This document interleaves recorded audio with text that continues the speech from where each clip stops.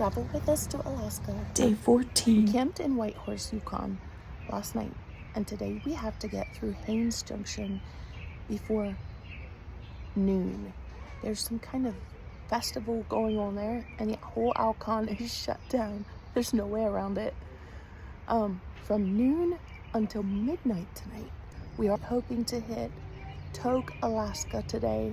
I think that's like a little over 6 hours from here, so we're hoping we can do that. I'm around other dogs. You know that? You act stupid. He acts like that's a compliment. You're ridiculous.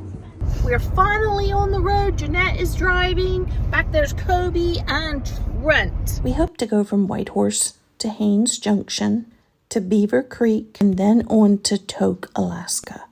So this is kind of crazy. We just saw a sign for wild horses. Hopefully we see some. Well, after some careful watching, guess what? We saw multiple wild horses. So that was pretty fun. And we did reach Haines Junction before noon. We did stop along the way, however, because we wanted to use up a few of our last remaining Canadian dollars. We used it on souvenirs. We were happy to get to Haines Junction before noon to avoid the festival. We also were happy to see this Alaska highway sign. Oh, were you? I always like to see these little beaver ponds along the way and was grateful when Jeanette stopped so that I could take photos of these beautiful purple flowers.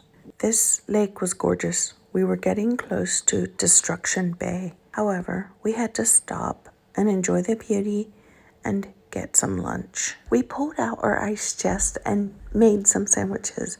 We also tried to eat some fruit before we reached the border.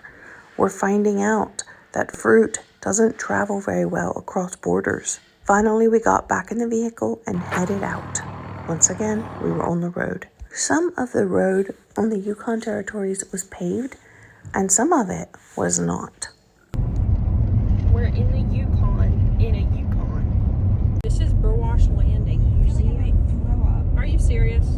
Yes. Do you need a ginger drop? Yeah. These roads reminded me a little bit of Vermont dirt roads. It will be. You'll be rolling from one side to the other.